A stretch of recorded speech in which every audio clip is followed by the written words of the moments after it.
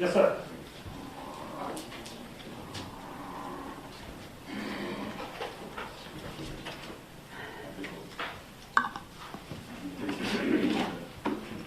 All rise. You see it, please. Thank you.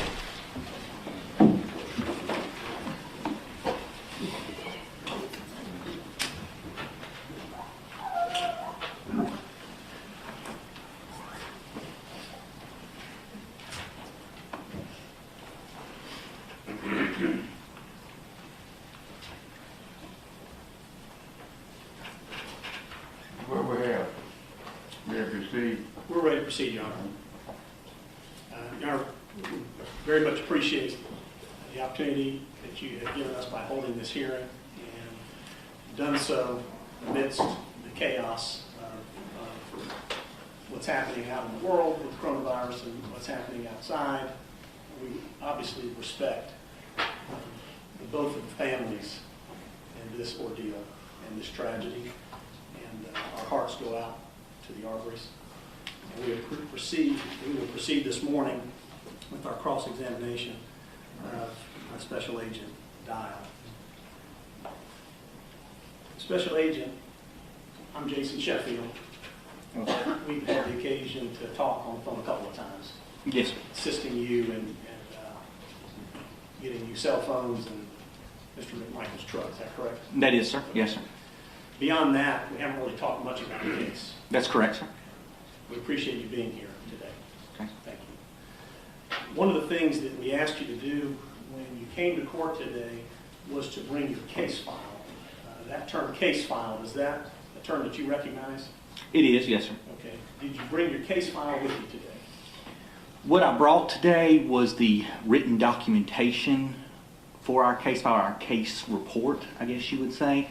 The attachments to my case file are over 40 gigabytes of data at this point, and it's stored on a server in Atlanta, and the time required to download it remotely is rather long, so I was not able to obtain the attachments. But the case file which is our case reports, I was able to obtain, but many of those are incomplete, partially typed, unapproved. Again, this is an ongoing case, and the way our system works is you input the report, and then it has to be checked by the agent to make sure it's correct and this kind of thing. So, but the answer to your question is yes. Okay, good. And I appreciate that. And so what you're holding in your hand right there, that's not the case file. Those are just some notes. That's correct, sir. Okay. Yes, sir. And had you had a chance to review the case file prior to your testimony today so that you could be prepared to answer as many questions as you could? Yes, sir. I have reviewed some of the summaries that are part of the case file. Again, it's not complete. Actions have been taken and the reports have not been generated yet in reference to the case because of the time it's taken to conduct the investigation. Yeah, your testimony on direct has been very complete. You don't seem to have any issues remembering anything up to this point, so it seems like you've done a good job of reading the case file. Thank you, sir. Okay. And as the lead agent in the case, does that mean that all of the agents that are working the case with you report directly to you? Yes, sir. They conduct the interviews or investigative act and then report back to me at the results or salient details in reference to it. Okay. And you had an opportunity, even though some of those reports aren't written yet, but to speak to those officers and those agents prior to your testimony today? Yes, sir. That's correct. Okay, great. You've mentioned that your investigation is ongoing. What about your investigation is still ongoing? We are still conducting, I've still have a few interviews to conduct. We are still waiting on the results from various search warrants for records to come back to us. What kind of records? Judge, at this point, I'm going to object to relevance. It seems outside the scope of the issue, which is very narrow, of what is the probable cause for the basis of these warrants. I was allowed the question. Thank you, Judge. What kind of records? It would be telephone records, social media records. Those records, search warrants are out pending, as well as the digital analysis of cell phones and electronic items that were seized. Those are in the hands of technicians, but there is a delay in reviewing those records, I think, because of some legal concerns have been raised involving privilege. Okay. What is it that you're looking for exactly, and how does it fit into your case? Judge, I have to object. I think that's fishing and not relevant to the issue of probable cause, which is the facts and circumstances leading to the death on February 23rd of 2020. I would allow the question. Well, it depends on the various items or what we're looking for. Of course, each... You mentioned phone records, cell phones, and social media. Yes, sir. During this case, it came through interviews. We've established that communication was made in reference to the incident through social media. There is also... I'm sorry, I didn't understand your answer. Okay, there were communications that were made about the shooting By whom? by Greg McMichael through Facebook. He posted about it through Facebook, as well as contact was made from witnesses to him through Facebook, which subsequently followed up with a call from him to at least one witness where he described what occurred.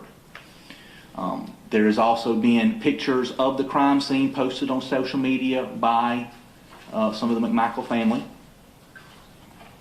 You know who posted them? I this do. time? Lindsay McMichael posted at least one. She has admitted to posting one photograph of the crime scene. We have interviews with other witnesses that indicate there may be, or another witness that indicates there may be more photos that were posted. So that's one of the search warrants we are exploring. Okay. Anything else from social media? Yes, sir. There is some comments that were made in reviewing Travis McMichael's cell phone concerning comments he had made about burglary in area that occurred in the area that was posted on Satilla Shore's Facebook page. So we are seeking his Facebook records in reference to following up on those comments, as well as a comment he made through Instagram with a witness that we believe may be pertinent to this case. Okay. And his comments on Facebook or Instagram, these are after the shooting or before? Before. Okay. And those are relevant to you about what was happening in the neighborhood? Is that what you're saying? No, people are talking about that there's break-ins in their neighborhood. I believe in one comment, Travis McMichael makes the comment through his Facebook, arm up. And another comment, people are talking about that there was I believe it's an entering auto that occurred in the neighborhood. And he said, better hope they don't come to this side of the neighborhood. Okay.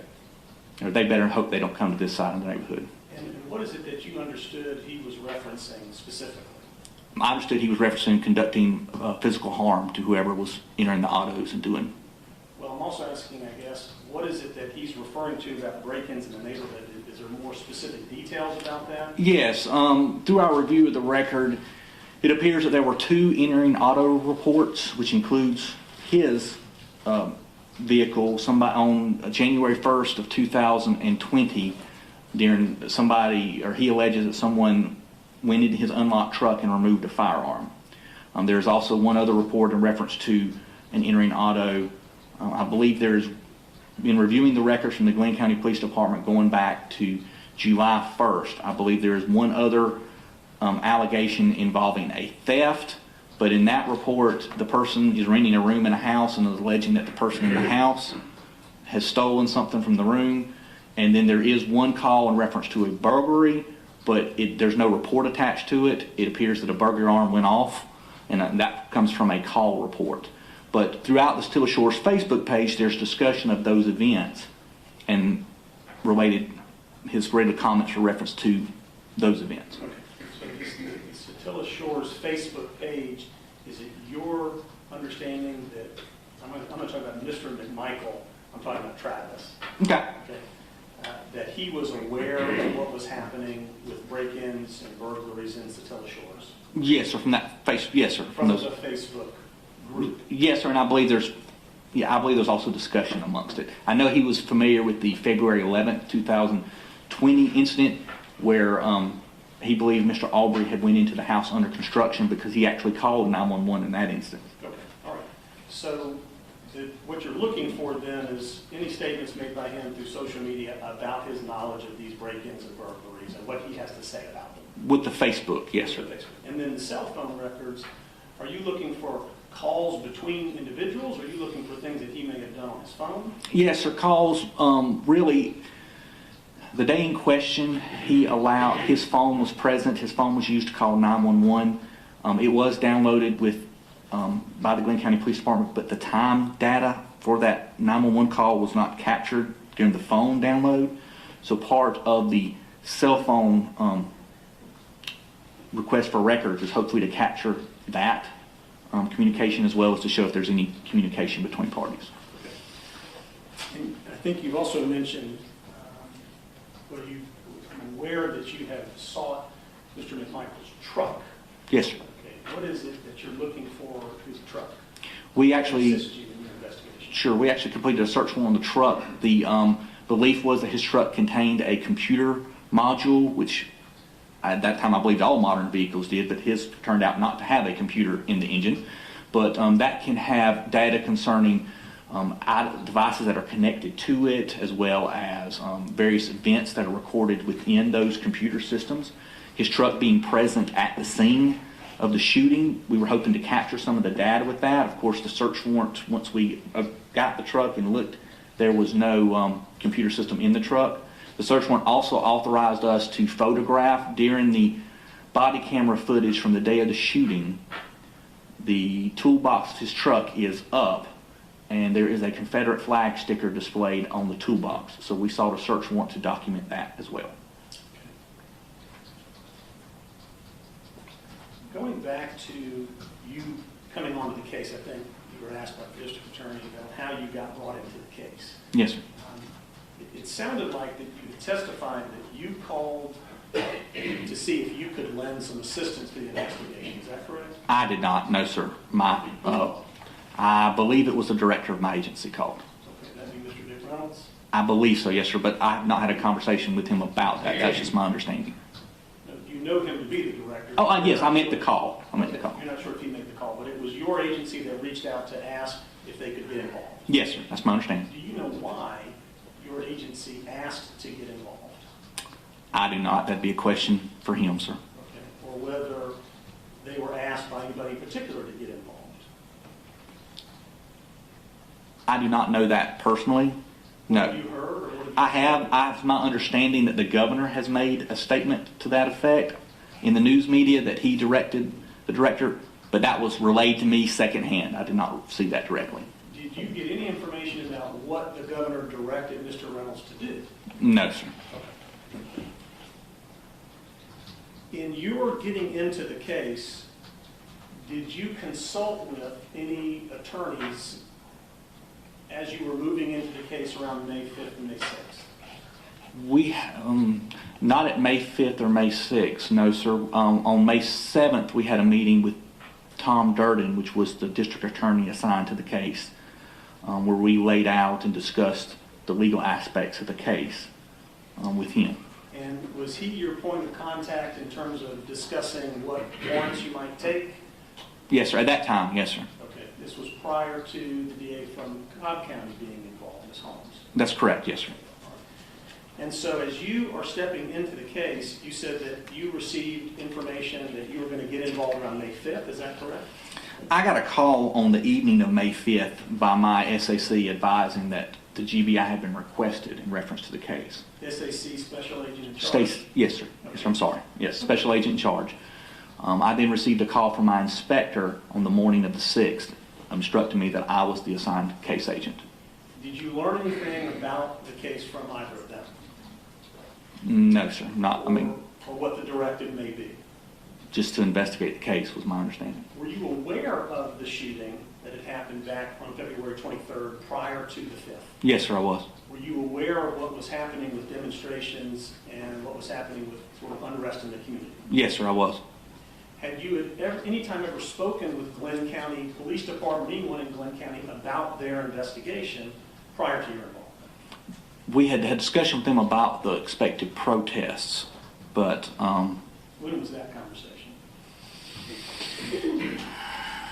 I know there was, I believe earlier that week, that Monday, I believe there was, if that or the week before. In May?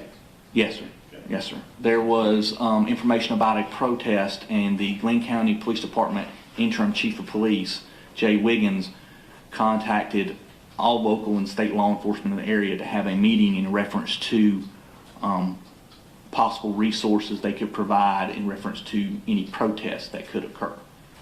What was your belief about the work that Glynn County had done in their investigation, and whether that investigation was a good and thorough investigation, and whether they had made the right decision or the wrong decision? Objection is to relevance. It doesn't really matter what other investigators might think about the case. This is a probable cause. I agree with that. Let's just, you can ask them, what did they do? Okay, I'll wait. What were you aware of what Glynn County had done in their investigation prior to that early week in May when you were asked to get involved? All I knew is they had conducted an investigation. I didn't know Were you any aware particulars. that they had made the decision not to make an arrest? Judge, again, object to relevance. I can rephrase. Were you aware of the letter that that the DA had written to the sheriff, George Barnhill had written about his decision not to arrest? Objection, relevance. I don't see what that has anything to do with the case. Just ask another question. Okay. May I ask if he's aware of the letter, Judge? The letter has information in and about the Glynn County investigation. I'd just like to know if he All right. reviewed You it. can ask him about the letter. Have you read the letter by Mr. George Barnhill, the district attorney, to the sheriff of Glynn County? Not to Or chief the, of police? yes, sir. I read the letter that he wrote in reference to Tom Jump, I believe, which is not the chief of police, but I think he was captain of investigations. Okay. And you've read that letter? I have, yes, sir. So prior to engaging in your investigation, you had an understanding of the decision not to make the arrest? At that point? Object to relevance. I'll let you ask the question. Not prior to my investigation. I believe I read that letter during my investigation. Okay. And when you got involved in the morning of May 6th? I believe I read the letter on May 6th, yes, sir. Not in the morning. I believe it was in the afternoon, but I read it. All right. The decision to take the warrant, what time did you decide and what day did you decide that you were going to be taking a warrant for the arrest of Travis McMichael? That would be the afternoon of May 7th when we met with the district attorney, Tom Durden, and discussed the facts that we had accumulated and asked his legal opinion concerning various matters. Okay, so when you get involved in the morning of May 6th, by the afternoon of May 7th, you said you have reviewed facts. Yes, sir. Correct? Okay. And conducted investigative acts. And conducted investigative acts. Yes, sir. What did those investigative acts include? Well, we had an agent. I cannot recall every investigative act that was conducted during that time We frame. called you there. I understand that. Mhm. And if you need to refer to your case file that you brought with you, we can give you the time to do that. But they would necessarily would not, my case file is not complete, so I wouldn't know if those acts had been documented or not. So that would not help me to properly reflect all the investigative acts that occurred. What I want you to focus on, if you don't mind, is you made a decision to take warrants for felony murder and aggravated assault against Travis McMichael. I did, yes, sir. Afternoon of May 7th. So Yes, sir. within a little greater than a 24-hour period. Yes, sir. So I'm asking you then, what investigative acts did you do within that 32-hour period to make the decision that an arrest needed to be made? And I understand, and I can tell you some of the investigative acts, but I Okay. cannot give you a complete list. Got it. Okay. We had an agent interview Larry English to establish that there was no theft at the residence. We also, Why was that important to you to establish there was no theft at the residence? because part of the letter that you referenced to George Barnhill, he was alluding to the fact that there was a burglary in progress. There's no evidence of a burglary taking place. The fact that Mr. Arbery had been there numerous times before, nothing had been taken. The fact that they were reported as trespassing, not burglary. Again, we had reviewed all Glynn County Police Department's case file. We then, At that time, you had reviewed the Glynn County case file within that 32-hour period? yes, sir. Okay. That means all of their written reports, Yes, sir. the medical examiner's report, Yes, sir. photographs taken? Yes, sir. Didn't have cell phone records at that time or There was cell phone download. That part we had problems getting into because of the format, and I don't really understand that. I am not a technically wise person, but the person that was assigned to look at those cell phone records had issues getting into them. we were able to have to get another copy from the Glynn County Police Department to further look into the cell phone records, is my understanding. If I could go back, so you spoke with Larry English, who said to you, or one of your agents, I have not in fact had anything stolen from me at any point in time, is that correct? From that residence. From the 226 Hill. They can establish that residence. Okay, and I think you said that therefore there was no burglary that happened in your mind, is that correct? That's correct. Is it that you believe that an item has to actually be stolen for the burglary to be committed? My understanding of the law is for burglary to be committed, you have to enter a structure with the intention of committing a felony or a theft. Neither a fact could I establish in this investigation Mr. Arbery had committed. Okay, but the burglary statute, to your knowledge, does not require an actual theft to be completed. It can be to enter simply True. with the intent to commit a theft. But at no time did it appear he was interrupted and he didn't steal anything. So I do not think you could establish as a point of law that his intention was to steal something if he had been in the residence multiple times and never taken something and then he left without taking anything. That was my reasoning. Okay. Are you aware of all of the times that Mr. English called the police about a suspicious person in his residence? I am aware that he has called the police in the past about a suspicious person in the residence. Yes, sir. Are you aware if there are videos that exist of those moments where he saw a suspicious person on his cameras? Yes, sir. Have you reviewed that video footage? I have reviewed the video footage he has provided to us. Yes, sir. And when is the video footage from? What dates is it from? I don't recall the dates. Okay. Does October 25th, 2019 sound familiar? Could be, yes, sir. November 18th, 2019? Could be, yes, sir. Okay. February 11th, 2019? That one I do remember, yes, sir. And in the video footage, you're saying you don't see anybody stealing anything, actually? I don't see Mr. Arbery stealing anything. Like I said, there were children that took some scrap wood, but he did not consider When did that happen? I don't remember the date on that. But not the dates I've just disclosed? I don't believe so, no, sir. Okay. And And my understanding is he knew the children and did not really consider that. I don't believe he called the police on that instance. the 911 calls from those instances, have you reviewed those 911 calls by Mr. English to see whether the statement he gave you about no theft matched what he told the police? I have reviewed the report from February 11th, which reviewed that, but the 911 call, I do not believe I had personally reviewed it, no, sir. To make a determination if he was reporting to police contemporaneously that he had in fact that thing stolen. Judge, I object to relevance. All of these questions are involving other acts, and we're here for probable cause as to the issuance of the arrest warrant for February 23rd of 2020. I don't believe we've had any questions about that to date. May I respond? Yes. The issue that I believe we heard on direct testimony was that there was a history of problems in the neighborhood that neighbors were communicating about, that Travis McMichael and his father believed that, I think the testimony was, the guy was running past the house. And so I'm merely inquiring if he is aware of the statements that the homeowner who owns the residence that was being burglarized, if he has reviewed that enough to determine whether that person's statements actually do establish a burglary or not. I'll let you answer the question. Thank you. So I guess my question was, it sounds like your answer is no.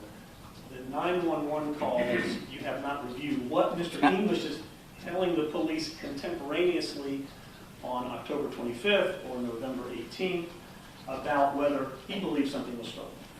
I have reviewed the February 11th report from the police where he clearly tells them that nothing has been taken, Okay. that the person is doing no damage. On February 11th. On February 11th, yes, sir. I got you. And in the past, he notes that in the report. Okay. So I have reviewed that police report, which is a statement that he made to a law enforcement officer prior to this shooting incident. I have also reviewed Greg McMichael's statement made to the Glynn County Police Department, where he says that he knew nothing was taken on February 11th. He didn't believe anything had been taken from the house in the past. He said it's possible, but he didn't believe so. Okay. I'll get to that. Okay. You begun to speak a little bit about Mr. Arbery's background. We were asked questions about athletics and things that he did for leisure. I think running was one of those things. Yes, sir. Did you get any information about where he would go for runs and whether that included the Satilla Shores neighborhood? I did, yes, sir. And what did you learn about whether he had run previously in Satilla Shores? Yes, we found witnesses in Satilla Shores that had confirmed that he did run through Satilla Shores. And did they give you an estimation of when that was, or just that they had seen him generally before?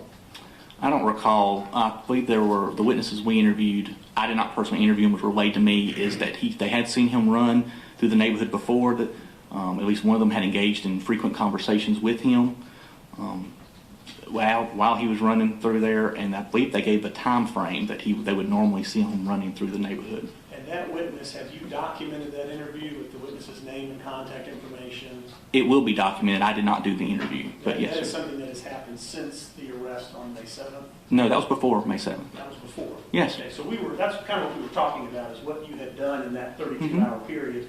Larry English was one person that you had spoken to. What else did you do in that period of time? We conducted a neighborhood canvass at Satilla Shores, where again we located the witnesses that had seen Mr. Arbery running.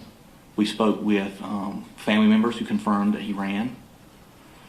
We I'm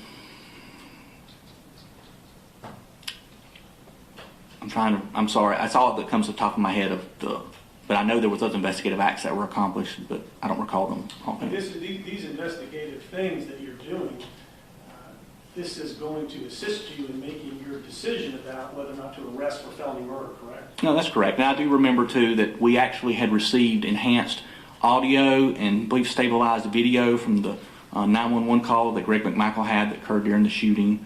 That was reviewed. Like I said, enhanced video, do you mean Mr. Bryan's video? Yeah, I do. It was stabilized, is what they called it, where it makes it where it's not as shaky, moving back and forth. That was done by ROCIC for us. I believe we obtained that before the arrest warrants were sought. So yes, sir. And then I think you've already said that you reviewed the entire Glynn County file, which included Mr. McMichael's statements, also his father's statements, and Mr. Bryan's statements. Yes, sir, that's correct. Okay. You've mentioned that Mr. Bryan has told you that Travis McMichael used this awful cursing term. Is that something that you learned prior to the arrest decision on the 7th? No, sir. We learned that information afterwards, and he did not tell me personally. He told an agent with the GBI. And I'm going to assume that it was told to either you or your agents working under your direction. Yes, sir. Okay. And so, May 7th, we're now at June 4th. When did you learn from Mr. Bryan that Travis McMichael allegedly cursed and said that horrible word at the deceased body of Mr. Arbery? I believe that interview was conducted on May 13th. Okay, so after your decision to arrest. Yes. On May 13th. At that time, how is it, sir, of 2020? Oh, yes, sir. Yes, sir. Yes. How is it that Mr. Roddie was in a position to come and speak to you or your agent about that on that particular day? Did you call him? Did your agent call him? How did that come? How did he come in to speak with you? My agent had actually already interviewed him. Prior to the 13th? Yes, sir. 2 days prior. My agent had spoken with his attorney, and I believe Mr. Bryan had agreed to an interview and then agreed to a subsequent interview where they would go into details involving the shooting incident. So on the May 11th interview, if Mr. Roddie did not say or allege that Travis McMichael said that awful thing? I don't think the interview was focused on the time of the shooting. It was, I believe, subsequent to the shooting was the focus of that interview. I understand. But he didn't say it on that day, to your knowledge? I don't believe so, no, sir. And looking back to February 23rd, 24th, moving all the way through February and March and April and the first 11 days in May, he had never told anyone that Travis McMichael had made that horrible statement, had he? Not that I'm aware of, he hasn't. He had not provided that information nor provided information concerning the video that he had at his residence, surveillance video that captured. Right, somebody else released that video. No, I'm talking about the surveillance video at his His house. home house video? Yes, sir. Okay. He revealed that to us as well, and we were able to get a copy of that. And that was on the 13th? I believe so, yes, sir. But I'm not. That might have been the 11th. I don't recall what day that occurred on. Okay. But the answer to the question is, I'll rephrase, he had been asked about the shooting from as far back as February 23rd and given statements to police about it at that time. He was interviewed on February 23rd, where he made no mention about that statement. As far as I know, he was not interviewed again until my agent contacted him in May. And preceding that interview, I think you just testified that his attorney got involved and was a part of the decision to have him come forward and be interviewed on the 11th and the 13th. His attorney was present, yes, sir, during the interviews, if that's your question. Yeah. And was the district attorney present at that meeting as well? No, sir.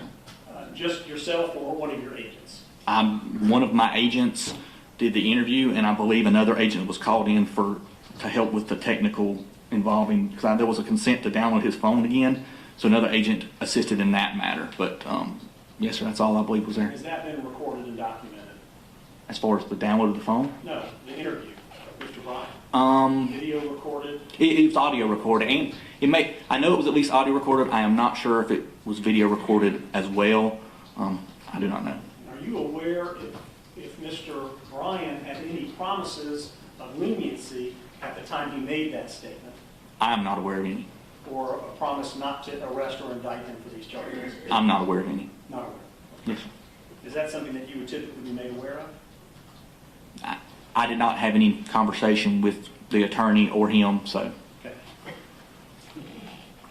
All right. Talking with Mr. English, neighborhood cameras, getting information about him running, the audio, the 911, any other evidence that you reviewed before your arrest decision?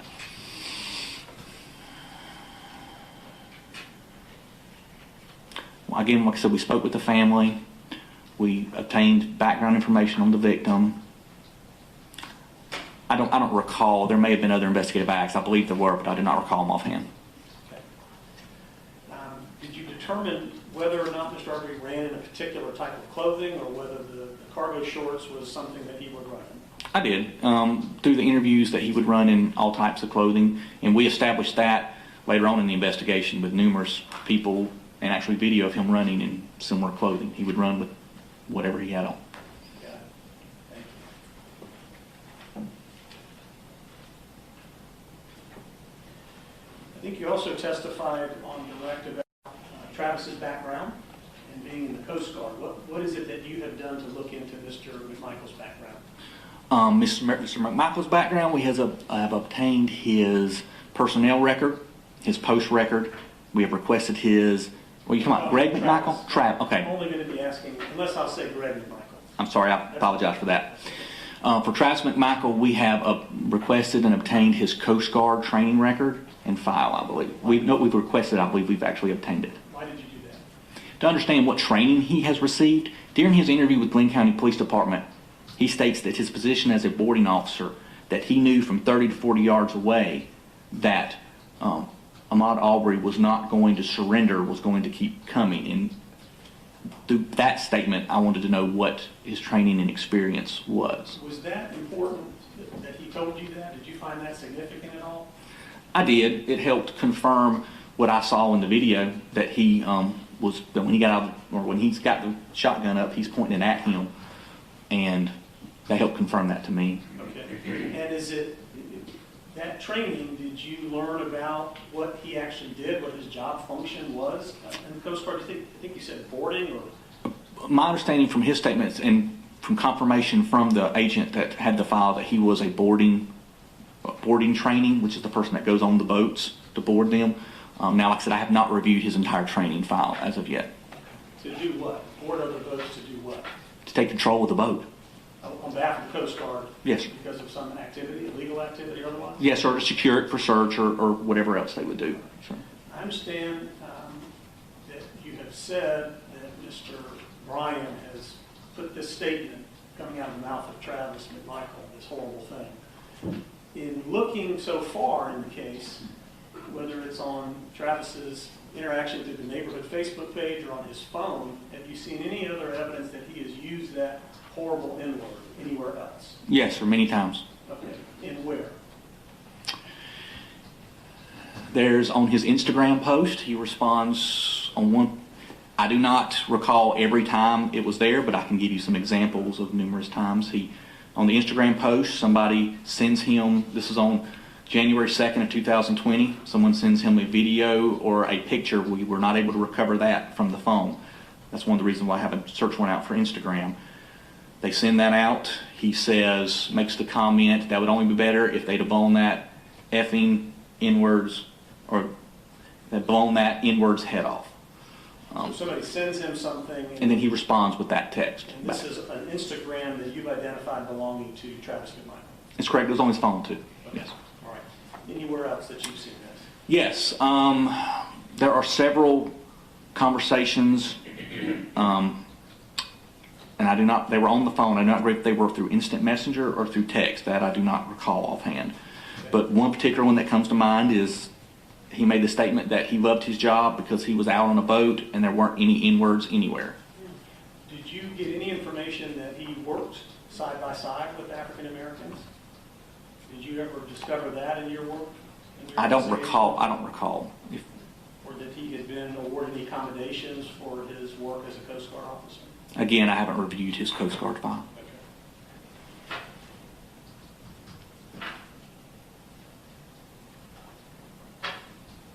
I think you talked about looking into Gregory McMichael's background. I won't go into that, but let me move into Satilla Shores neighborhood. We talked about several dates from Larry English's home where there are videos of a suspect, a person going into the home. Do you recall the time of day that those things were happening? I believe the video, well, again, there are several videos of different people going into the home. Not I'm just talking about the children. Okay, well, there's also a couple that goes into the home. And that's one time. Yes, sir. Okay, so I'm not talking about the couple. Okay. If you're talking about the individual Ahmaud Arbery, I believe the previous incident of being at the home was at night. Okay. Is it your belief that it was Mr. Arbery going into the home on those other dates? I believe so, yes, sir. Okay, so on October 25th or November 18th, that was Mr. Arbery going into the home? I don't remember the dates, but the other videos I've seen show Mr. Arbery, who I believe is Mr. Arbery, in the home. Yes, Why sir. do you believe that it's him? Why do you believe it's Mr. Arbery in the home? Because I've seen him and it looks like him to me in the video. If you don't mind just helping me understand in what ways, what descriptors seem to match up? His face, I believe there's tattoos that are seen. Okay, all right, so you feel fairly certain based on face and the tattoos? I do, yes, sir.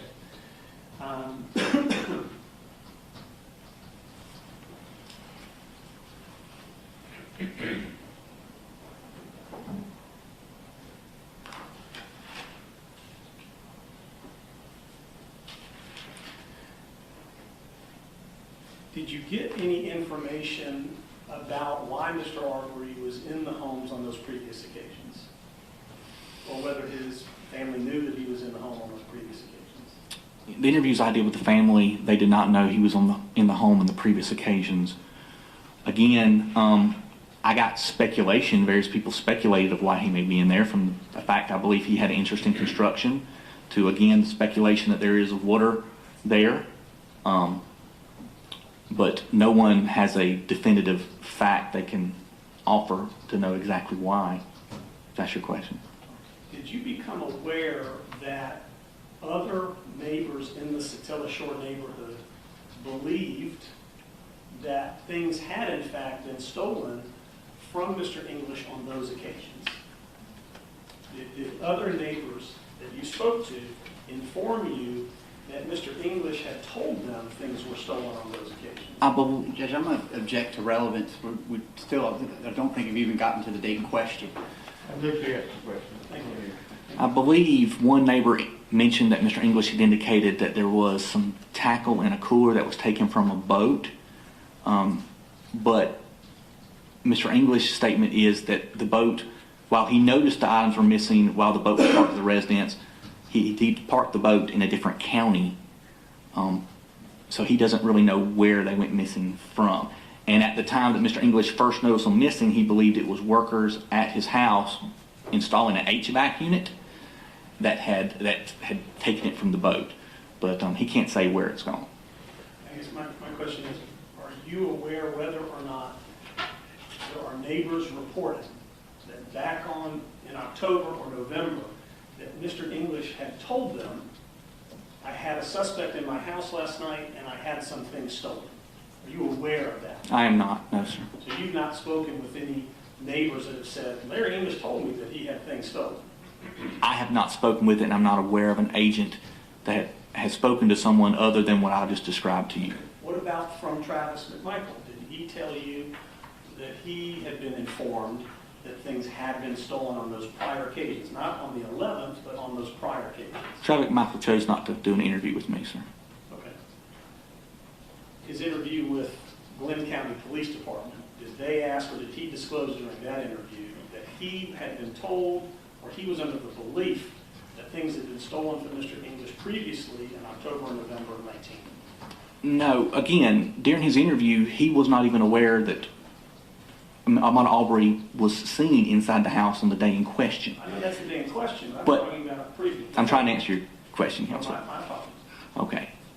What he's told Glynn County PD, to the best of my recollection during his interview, was that he knew that a lot of stuff had been, burglaries and thefts had happened in the neighborhood in the past 6 to 7 months, which is the reason why we went back and pulled all the call reports going back to July 1st of 2019 to see if in fact there had been. And we also did a neighborhood canvass out there, and that's one of the questions we asked. Had you had anything stolen? What did you learn had been stolen over that 6-month period of time in that neighborhood, in that area? There were 2 entering autos. There was 1 theft, again, from a bedroom, and then there was 1 call of a burglary, but no subsequent report of that. What about stolen firearms? Well, and one of the entering the autos was Travis McMichael's firearm was taken. Were you aware of any other firearms that were taken out of cars in that time period? I am not, no, sir. And, okay, you're not aware of that. I'm not aware of that.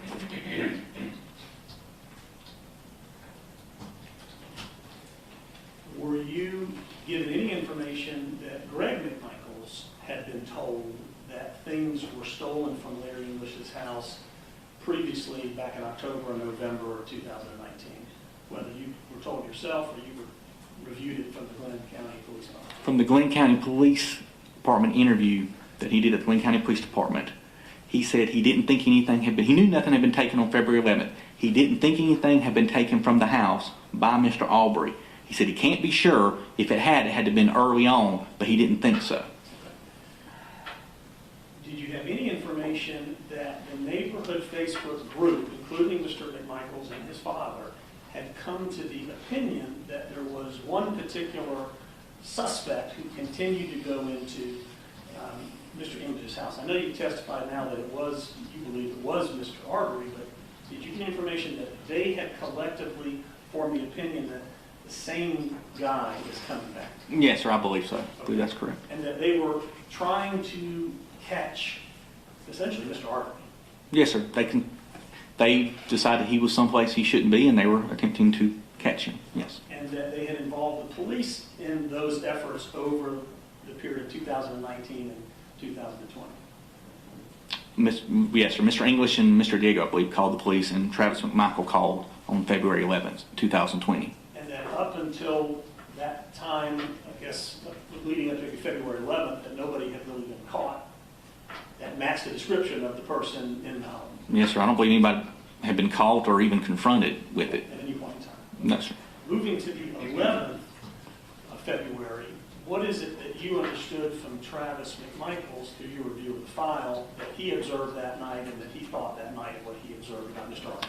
He saw Mr. Arbery in the neighborhood. He said he was actually turned around and has his headlights, if I recall correctly, illuminated Mr. Arbery. Mr. Arbery took a position. There's a porta potty in front of the house because it's under construction.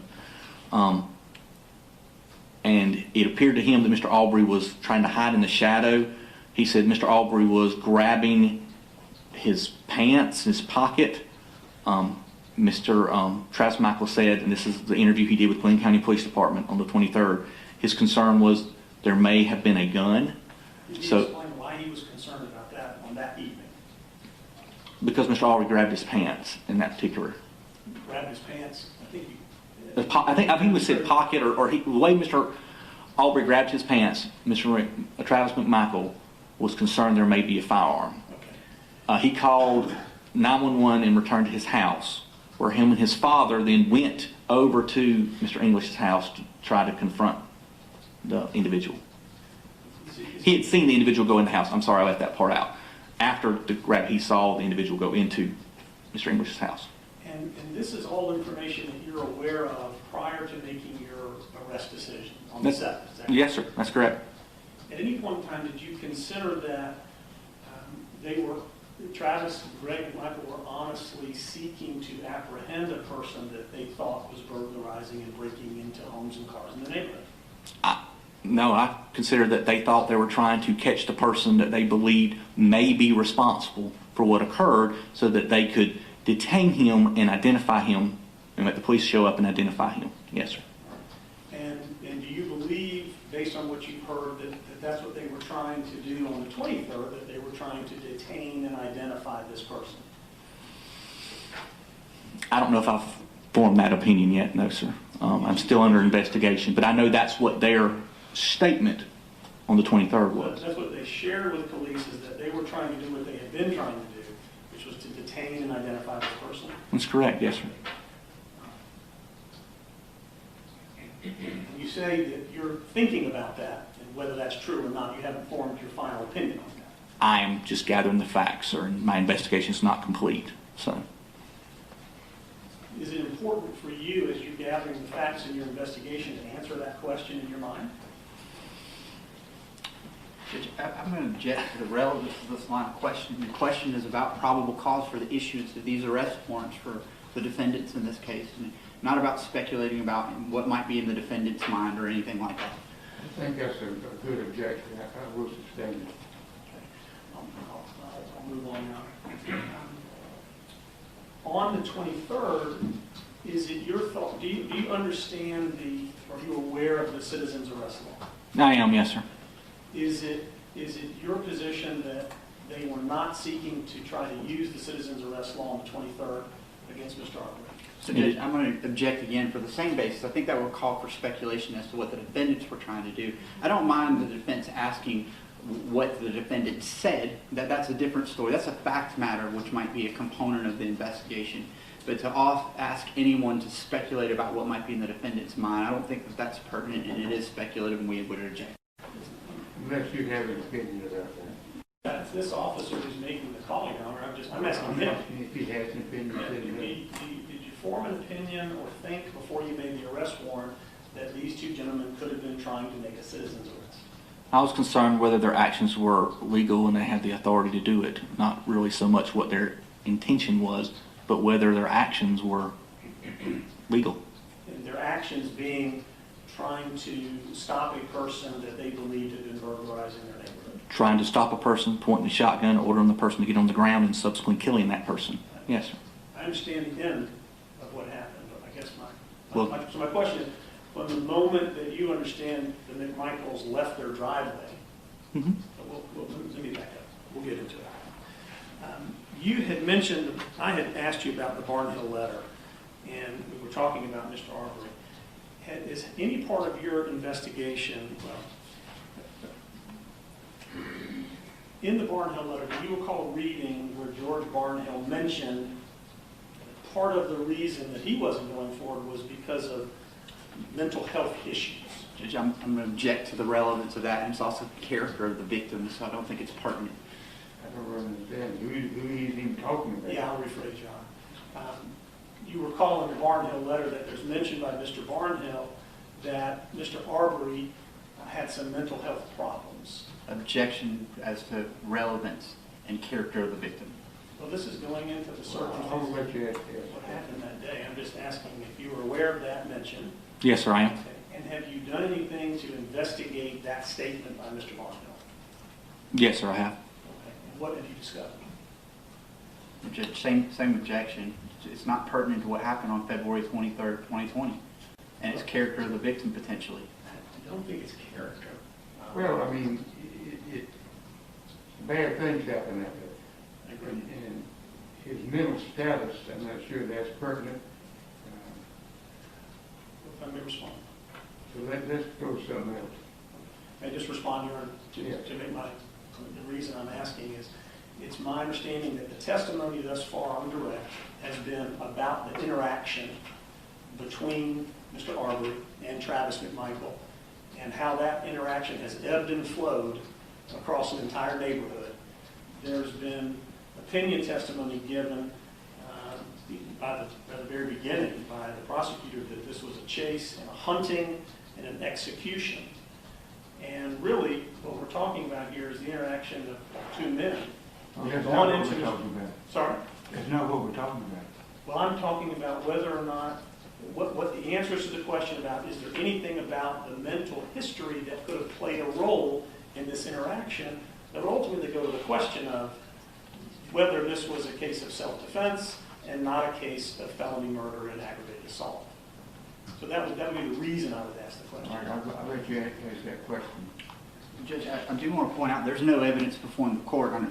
I understand that these defendants even knew what history the deceased victim in this case has. So this serves no purpose other than to cast his character into question, and we object on that basis.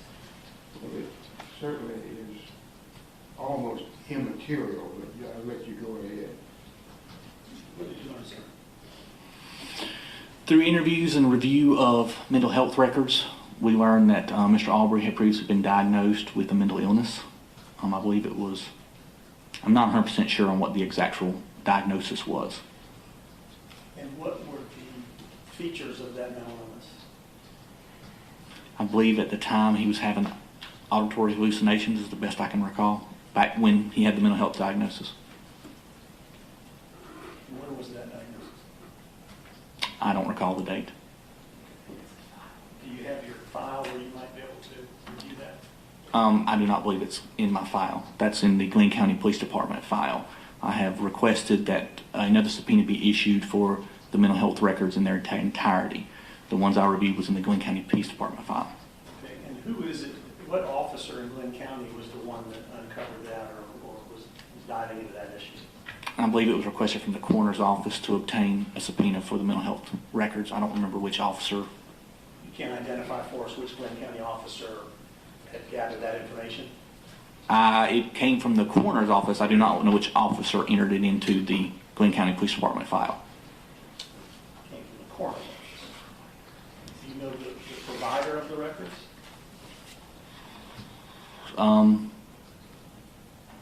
It's the local mental health facility. I don't know the name of it offhand.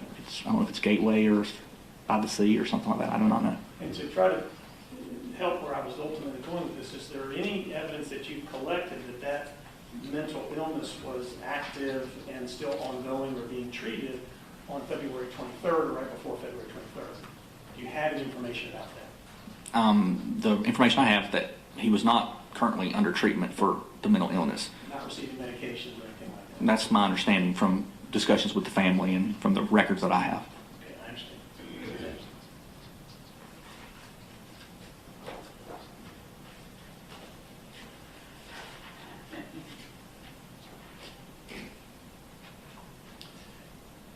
As you were investigating and reviewing documents, were you trying to make a determination before the arrest decision of whether or not this could be a case of self-defense? We were collecting all the facts we had available. Then when we had a meeting with the district attorney, presented those facts, had a discussion. I mean, I don't know if that was an ongoing... Discussed it Yes, sir. about whether or not this was a case of self-defense. Yes, sir. That was part of the discussion.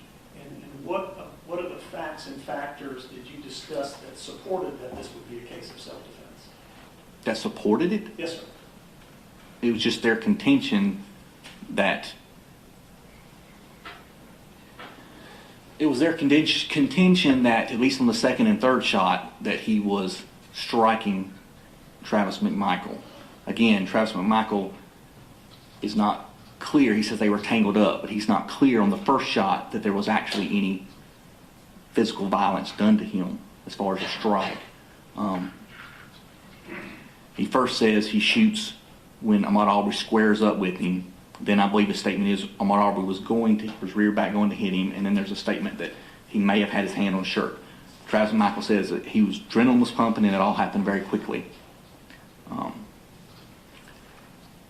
I mean, as that answers your question. I mean, that's Yeah, just, were there any other facts that you considered, where you discussed with the district attorney, this supports that Travis McMichael was using self-defense on that day? I mean, his contention, that was his contention, and yeah, that's the facts that we had. Okay. You've mentioned a couple of times that there was, it seemed to be Travis was saying, and maybe even on the video, that Mr. Arbery was striking Travis. Can you give us a little more details about what it is you understood happened with the striking? And when it happened? Mr. Arbery was well, it depends on whose statement. Again, Greg McMichael, he only says there's 2 shots, and he indicates that they're striking, I believe, before the first shot. Okay. Travis McMichael, again, says that he fired the first shot into Ahmaud Arbery's chest, says that he cannot be sure Ahmaud Arbery had struck him then, or had his hand on his shirt, or, he's very unclear about that. He does know that after shooting him, that Travis McMichael backed up, and Ahmaud Arbery was striking him. Did you see evidence of that on Travis McMichael? He points out, and they took photographs of his face. I didn't see any visible injuries to him. Who's they? The Glynn County Police Department. And you have those photographs? They are in the Glynn County Police Department file. Okay. Was EMS on the scene as well? Yes, and we've interviewed the EMS, and I do not believe they offered any treatment for that. They were also trying to wash the blood off of Travis McMichael, I believe. But I think they did have him checked out because he said he was struck to the responding Glynn County Police Department officers. Again, I did not see any marks on him, but in the video you can see Ahmaud Arbery striking him.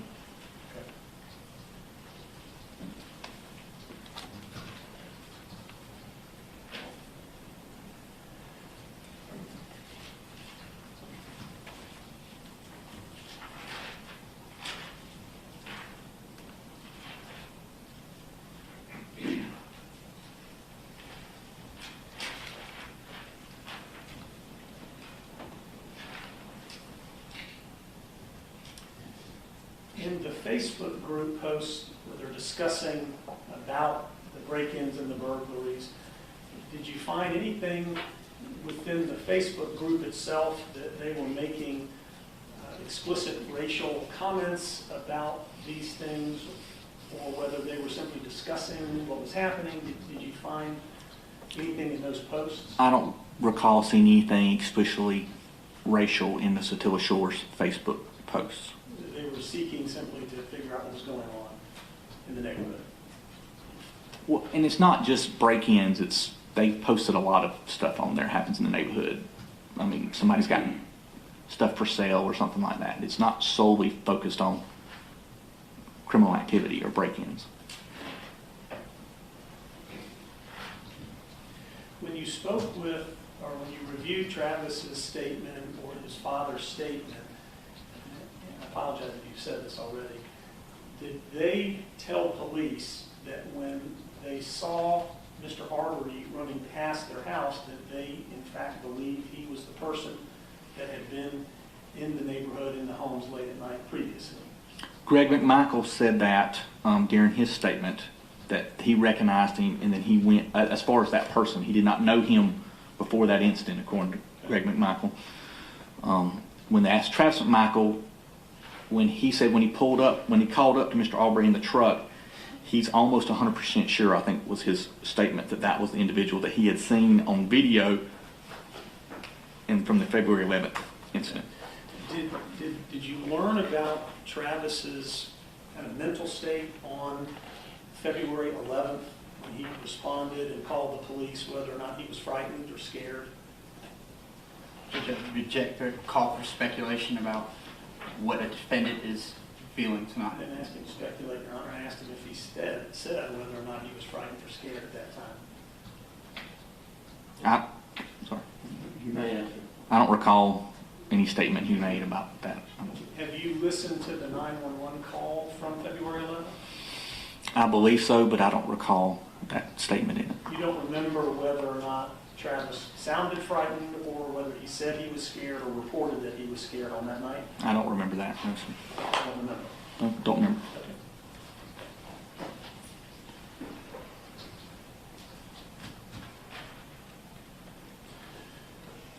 And I just wanted, I'm aware at the time, I wasn't sure if you were going to be breaking, but I'm going to move into using the map.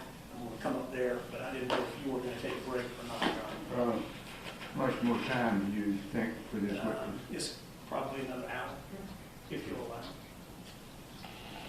You know, to the extent you care, I usually take my lunch at 12. I think you're at 1 o'clock lunch person, but if we're going to go another hour, I would really prefer to have a break.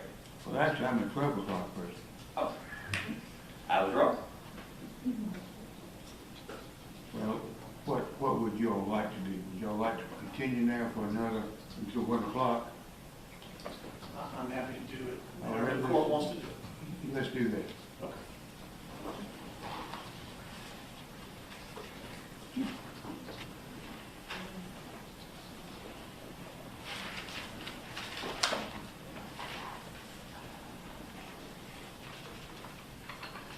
I approach the witness out there.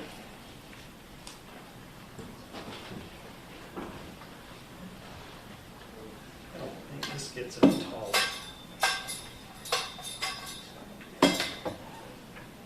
Bob?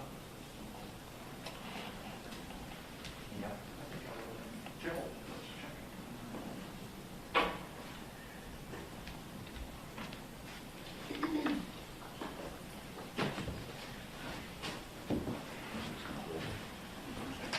Special agent, we're going to bring the poster back up.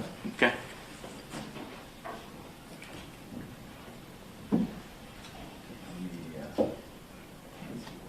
Is that oriented the right way, the way we had before? Maybe that. Yeah. Okay. And Bob, if you'll tilt it down more. There you go. Perfect.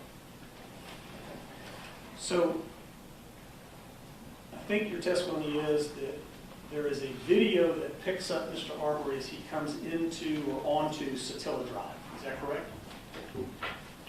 There is a video of him from across the street from the house under construction, which is approximately here, that sees him come into frame traveling in this Whose direction. video camera is that? I can't recall his name. It's his house across the street. And you've now got a copy of the entire video, correct? Yes, that's correct. All right. And on the video, what does it show Mr. Arbery is doing as he approaches the house? Is he walking or is he running? I don't recall. How's that? I don't remember if he was walking or running. I remember him coming into frame, but I don't remember if he was in a jog or running or walking. Well, you testified that you believe he was on a jog, but you're saying you don't remember whether he was on a jog? No, sir. You asked me when he comes into frame, what is he doing? And how much space do you have as he comes into frame? About how many feet of frame does he, or how many feet of road do you think that he uses as he comes up to the house? I couldn't estimate that, sir. Don't know. Couldn't estimate it, no, sir. Have you sought to measure any of these distances as part of your investigation at this point? There has been a scan done involving a three-dimensional Leica scanner done, which includes measurements all around. I'm sorry, what kind of scanner? A Leica scanner, Okay. which does three-dimensional measurements using lasers Okay. of that area. There has also been a drone flight through to help show distances. Great. Okay. And then I think you said that he enters into 220 Satilla at that time. Yes, sir, he does. And that's where we pick up with the video showing him walking into the house. Is that correct? He enters the house, yes, sir. So I don't know if he comes into frame running or jogging, but he goes into the house. That's correct. Okay. I think you testified there was an individual that called the police and came outside. Yes, sir. Mr. Albenzi, does that sound right? Yeah, Albanese, something like that, yes, sir. Any information about whether or not Mr. Albenzi shouted across the street to Mr. Arbery or said anything to Mr. Arbery? No, sir. My understanding is he did not. He did not say anything. That's my understanding, yes, sir. Okay. And he calls the police, and then at some point, I think you testified that Mr. Arbery then runs out of the house. Yes, sir. He comes out the door and runs, which is what he has been seen to do on previous video. Coming out of that house and running. Yes, sir. Okay. All right. And he runs out of the house down, does he just run down the driveway and into the road, or does he cut across the yard? Do you notice? I don't recall that. I don't recall. And he begins to make his way down in front of 230 Satilla Drive, which is Greg McMichael's home. Is that what you testified to? Yes, sir, that's correct.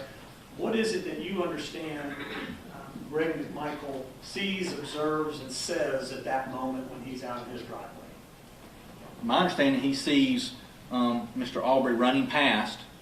According to Greg McMichael's statement, again, he doesn't know if Mr. Arbery's chasing somebody or somebody's chasing him, but he recognized him as the person that's been in the house previously, and says that he suspects that Mr. Arbery may have been involved in thefts in the past. Okay. So he goes into the house and tells Travis that's him, and then they get the guns and proceed to get in the truck and chase Mr. Arbery. I think you testified that Greg McMichael's former law enforcement officer and investigator in the DA's office. Yes, sir, that's correct. And he is expressing to the police these statements back on February 23rd that it's his belief at the moment Mr. Arbery runs past that he thinks that is the individual that's been burglarizing and committing thefts in the neighborhood. No, that is not I correct. thought that's what you just said. No, sir. Okay. He says that's the individual that he had seen in the house. Okay. He believes, he has a gut instinct that this person may have been responsible, although he's got, and I think he actually says, I've got no proof of that, but this person may have been responsible for various crimes in the neighborhood. Okay. And did you get an understanding of where he came to that feeling or belief from? Just his explanation of Glynn County Police Department, like I said, I think he actually says it's a hunch. They go into it's just like a subjective just reasoning. He says, my reasoning is there's thefts going on and somebody's in a house under construction. So they're probably or possibly the person that may have been doing these thefts. Would you consider it significant if Larry English had in fact told him that he had thousands of dollars worth of fishing equipment and electronics stolen from his boat around the time of October or November of 2019? I would find it astonishing considering that Mr. McMichael tells them that he did not think anything was stolen from the house on February 23rd, 2020 during the interview with the Glynn County Police Department. So I would think that that would be a change. If he came out and said that now, I believe that would be a change in the statement he gave on the day of the murder. Okay. Would you, okay, but, all right, let me move on. So then after he runs past, you said that Mr. McMichael goes in the house and gets Travis. Yes, sir, that's correct. And what do you understand happens next? Mr. McMichael grabs his Greg McMichael grabs his .357 Magnum revolver. Travis McMichael grabs a 12-gauge 870 shotgun. They then get into Travis McMichael's truck. Travis McMichael driving, Greg McMichael in the passenger seat. Let me stop you there if you don't mind. Mm-hmm. Did they explain or give any information as to why they grabbed their firearms? Yeah, I believe Greg McMichael explains that, again, this is an individual that had been in the house over here and they didn't know if he was armed or not. So they grabbed weapons. Did they at all reference the February 11th evening where they thought that he may be armed because he had been motioning to his pocket or reaching in his pocket? And they Yes, yes, sir, I believe that was brought up during those interviews, yes, sir. that they were afraid that the same guy may have been armed. Well, yeah, they mentioned that, but Greg McMichael also says that his gut instinct, again, was this person may have been the individual that went into Travis McMichael's truck and stole a firearm. However, he said he had no evidence of that. He had no objective reasoning for that. I believe they were going into subjective versus objective information, and but that his just gut instinct. Okay, but subjectively he believed, is what you're saying. Yes, sir. That's what he said, not what I'm saying. They get in the car, and I think you say that Greg McMichael sat in the front passenger seat, but there was a baby seat in there? That's correct, yes, sir. But he rode in that sort of capacity up to a certain point, is that right? Yes, sir. According to his and Travis McMichael's statement, he rode into that until this location on Burford, where Mr. Arbery turned and went back in the opposite direction. So when they got in the car, what is it that you understood that they could still see Mr. Arbery running in that direction, or that they just drove forward to see if they could find him? Did they still have eyes on him, I guess is my question. I don't You know? believe, no, I don't believe that question was specifically asked of them, whether they still had eyes on him or not. But they drove down Burford. Well, they drove down Satilla first and then on to Burford. I think you were saying Buford earlier. I'm sorry. You mean Burford. I meant Burford, yes, sir. I apologize if I misspoke on Buford. And then, at some point, you learned that the McMichaels see Mr. Arbery running down Burford, is that correct? Yes, sir. According to both their statements, they catch up to him. Okay. Now, I think you testified that you got a video from Mr. Bryan that comes from cameras on his home. Yes, sir. That's correct. Have you reviewed that video? I have, sir. Okay. And do you see Mr. Arbery run past the house? The video is apparently motion activated, so when it starts, you see, if I recall correctly, Travis McMichael's truck and Mr. Arbery running from the front of the truck towards the back of the truck, and then it looks like he's changing direction, and then the video stops. Okay, so where is Mr. Bryan's house on that map? I think it's approximately right here. Okay, and so when the camera initiates, it is when McMichael's truck is in the view, is that correct? That's correct, yes, sir. Is it stopped? It appears to be at that point, yes, sir. It stopped, or it has comes into view. It is stopped. Mr. Arbery changes direction, and I believe he changes direction again, and then that's when the camera shuts off. And then it goes from the statement with Travis and Greg that they continue to pursue him this way. All right, so when Travis's truck is stopped, which you understand, where is Mr. Arbery? He is on the driver's side, I believe, running back towards the rear of the truck. And I don't recall if the truck begins to move backwards at that point, but then Mr. Arbery changes direction again, I believe, in the video. It's a very short snippet of video. So if the driver's side, if this is the driver's side truck and Travis is sitting here in the truck, do you have any information that Travis is pointing a gun out the window? Do I have information? Yeah, on do you that? have any information, or is it on video that Travis is holding a gun out the window? I did not see any video of Travis holding the gun out the window At of this that time? video At at this that time? time. Okay. Yes, sir. All right. Does the video have audio? We'll get back to you. Oh, yes. I'll do it. Does the video have audio? I don't believe so, no, sir. Okay. Did you get any information from Travis or from Greg McMichael that they were trying to speak to Mr. Arbery at that time without pointing any gun at him, but just talking to him? Yeah, I believe they were ordering him to stop at that point. Then later Travis says his statement changes a little bit. At first it was we were telling him to stop, and then it was we were saying, hey, we just want to talk with you. So Are those two things inconsistent in your mind? Stop, hey, we want to talk to you? You seem to think that those are inconsistent with one another. I do, Okay. just from my interpretation of the interview. Yes, sir. But at that moment, saying to Mr. Arbery, stop, we want to talk to you, there's nothing illegal about that. Not at that point, no, sir. Not just saying that, no. Right. And so, without a show of guns or force, you said that Mr. Arbery then begins to run what appears to be back the other direction? Well, yes, sir. Towards Satilla? Well, it looks like to me he's running back for Satilla, and then, like I said, I can't recall if the truck starts backing up, but then he changes direction again. From the video, it's very obvious to me at that point Mr. Arbery is trying to escape from Travis and Greg McMichael. Now, you're getting into the mind of Mr. Arbery right now, aren't you? No, You're getting sir. it. No, sir. I'm telling you what my interpretation of what I say on the video is. And tell us what you're basing that interpretation on. What facts do you think support that he is at that moment trying to escape? Because he looks like he's running away. He's running away from the truck, And then I believe the truck starts to back up, and then he changes direction to get back away from and them. he comes back toward the truck? Or not? As the truck was moving this way. I believe so, sir. Yes. Okay. At this point in time, do you know where Mr. Bryan's truck is and whether it's come out of the driveway or not? It has not. It is in video frame, parked in the driveway. Okay, so as you're trying to interpret the running away aspects of what Mr. Arbery is doing, you're not saying that he ran this way, then stopped because he saw Mr. Bryan's truck and ran back. No, sir. You're just seeing him sort of change directions and hover around that area. No, sir. My interpretation is that he's changing direction because the truck was going backwards. Okay. He's trying to escape the truck. So the truck's going backwards and he decides to run back in front of the truck To get away from it. That is my interpretation of it. and not back out Satilla Shores. I think he's just trying to get out of the truck. Now, when they come down here, he turns and then tries to go back out Satilla Shores. All right. So once Mr. Arbery runs away from that, what do you think happens next? Well, it's based upon the statements of Travis and Greg McMichael, Okay. but that Ahmaud Arbery travels down Burford, with Travis and Greg McMichael in pursuit.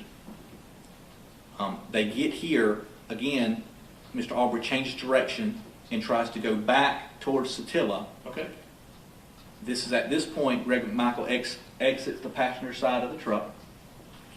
He starts to go back down Buford, but Mr. Arbery is running back down Burford. I'm sorry. Okay. At this point, Mr. Bryan pulls his vehicle to try to block the road, to block Mr. Arbery in. This is his first attempt. Let me stop you there if you don't mind, so I can follow you. It's Mr. McMichael's Travis has said that Mr. Arbery ran in front of his car and headed further down Burford, and they drove in his direction at that time. They're pursuing him, yes, sir. Did they tell you whether or not they continued to say to him, please stop, we want to talk to you? Well, they didn't Any tell me. statements? Well, they didn't give a statement to me. Well, I'm sorry, I apologize, you're right. I'm sorry. They gave this statement to Glynn County, but I keep calling you Glynn County and you're not. I apologize. Yes, sir. They gave this statement to Glynn County that they continue to try to engage him and ask him to stop and say, we just want to talk to you. I don't recall them making that statement at this point in the I don't narration. remember that. No, sir, I don't remember. Okay. Nonetheless, at some point, you don't have any information at this point that on that second encounter, which I'll call the second encounter on Burford, where they kind of drove up to him before Mr. Arbery changed directions back, that they pointed any guns at him at that time. At this time, When they followed Mr. Arbery further down Burford and they re-engaged and then he took off running back down towards Satilla, that they pulled out any guns at that time. neither one of those, neither Greg McMichael nor Travis McMichael confessed to that during the interview. That Glynn County You Prison. confess. I'm just saying, did they say that they took their guns out or not? Well, that would be a confession. If they said they pointed a gun at him like you described earlier, that would be a crime, in my opinion, which would be a confession. Okay. But you don't have any information that they did pull guns out? No other videos or anything like that? No, sir, I do not. And I understand that Mr. Arbery is running back, which I'll call up Burford towards Satilla. Yes, sir. Okay. And at this point in time, you said that Mr. Bryan has pulled his truck straight out. According to his statement and the Travis and Greg McMichael, yes, he is trying to block the road, to block in Mr. Arbery. So you're saying there's a statement from Mr. Bryan where he says that he is in fact trying to block Mr. Arbery from leaving. Yes, sir. That's Okay. correct. And that when he does that, what happens? As far as with Mr. Arbery? Yes, Or, sir. okay. Mr. Arbery, my understanding, goes around the truck and in to get around the edge of it, at which point, from my understanding from Mr. Bryan, he then goes in pursuit and tries several other times to try to block in Mr. Arbery with his vehicle. And you testified a little bit about finding some white cotton fibers along the edge of the truck, a dent in the truck, some palm slides across the, and I think you testified that Mr. Bryan said that he thought Mr. Arbery was trying to get into the driver door of the truck. He did. At one point, Mr. Bryan stated that Mr. Arbery was moving along the truck, the driver's side of the truck. He interpreted that movement as Mr. Arbery may be trying to reach the door handle and open the truck, so he gunned the truck and shot forward. Did he explain what he was thinking or feeling as Mr. Arbery was trying to reach in the truck, whether he was fearful or that he thought Mr. Arbery was trying to steal his truck or carjack him or anything like that? I don't recall him even making any kind of statement of that. But that is, again, after he's trying to block him in. And subsequent to that, he continued to pursue him and try to block him Okay, in. fair, but you're saying there's no statement by Mr. Bryan that he feared Mr. Arbery was trying to get in his truck? I'm saying I don't recall any statement that I have reviewed of that. Okay. Do you need your case file? Because a lot of the answers we're starting to get are, I don't remember, I don't recall. No, sir. I did not do the interview with Mr. Bryan, so I cannot answer something that I have not reviewed the recording of or the interview of him. You're asking me, has he said that, I can only tell you to what I have knowledge of. All right, so you haven't really completed your review of even the video and the interview of Mr. No. Bryan?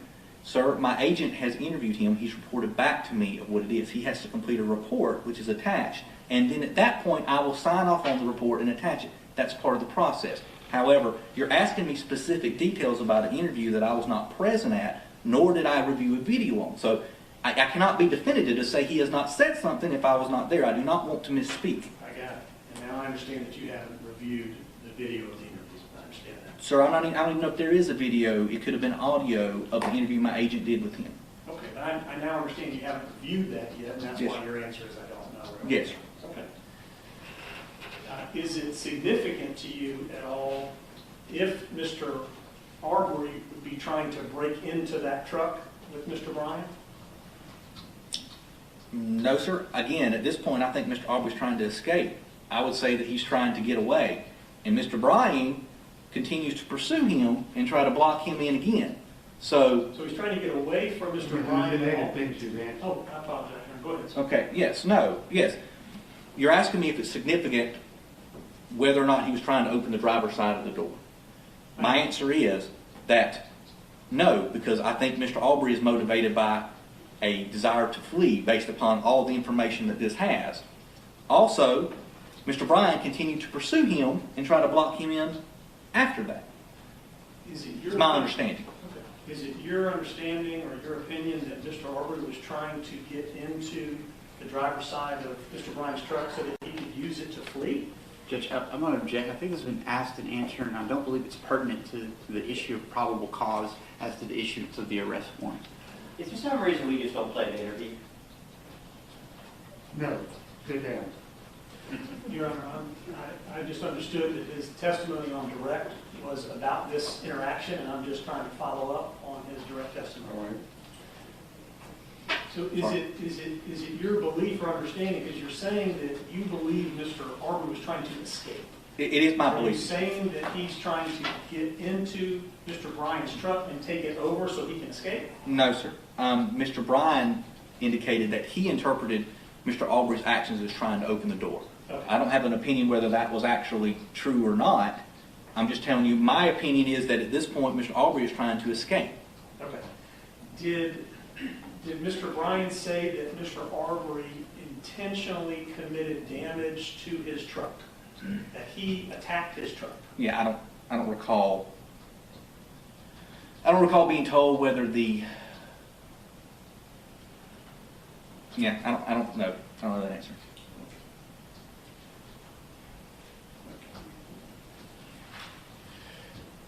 Following this exchange, I guess, between Mr. Arbery and Mr. Bryan's truck, what happens next as far as you know it? My understanding is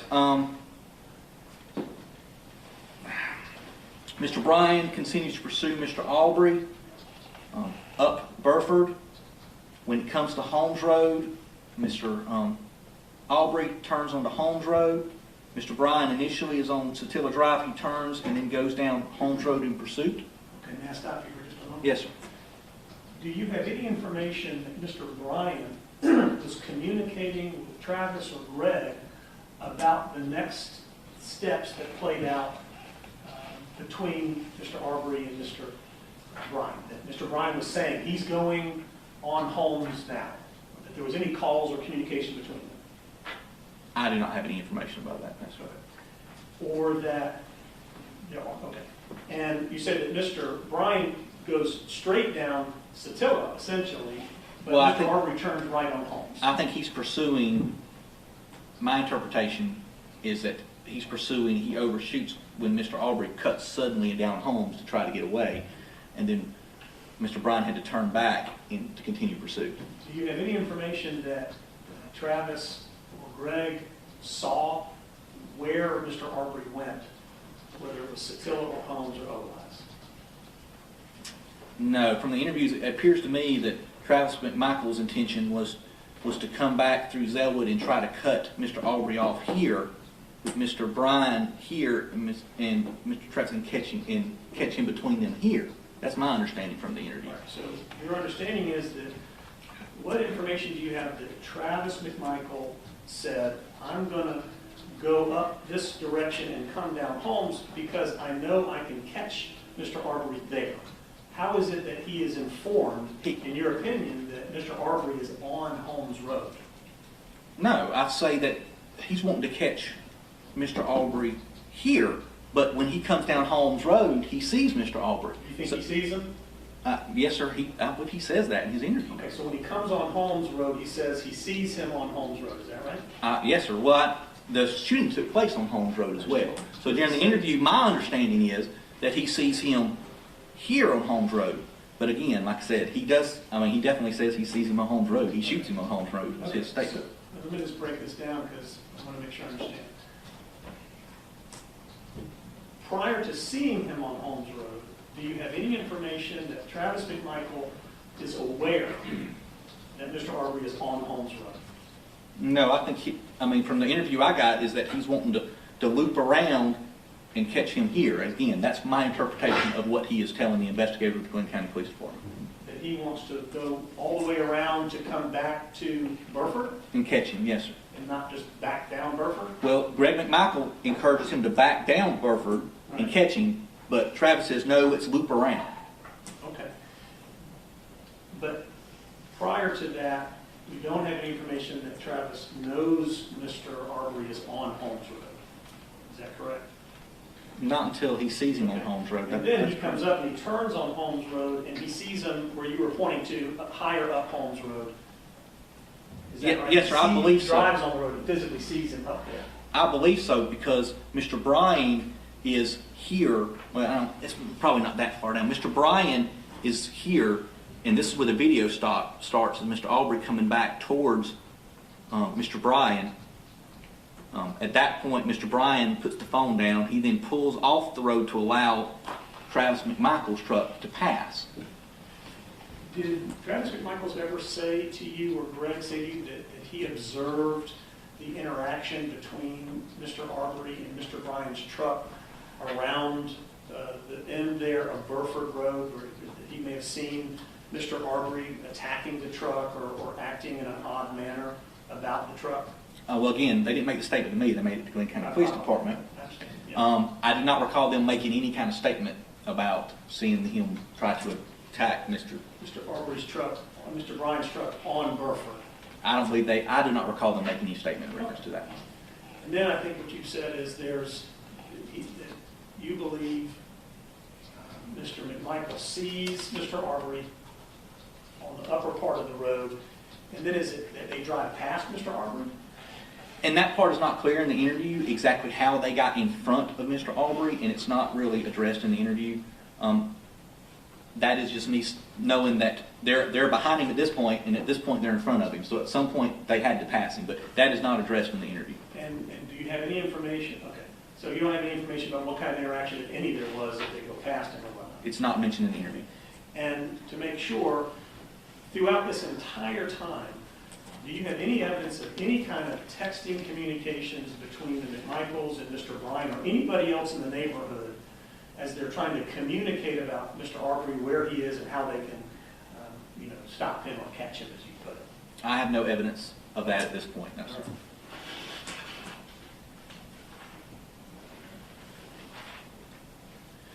There's a moment where you talk about Mr. Bryan's video and he starts running his cell phone. Where do you believe he starts to turn on his cell phone and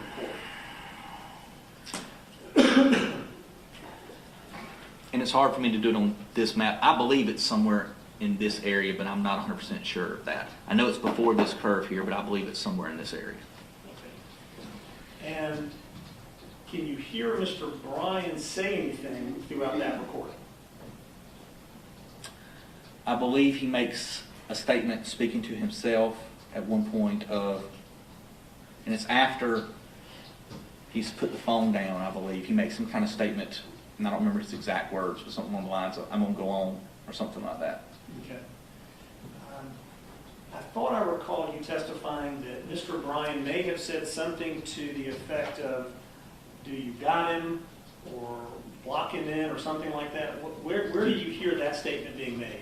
Well, I don't hear that. That's the statement that he says.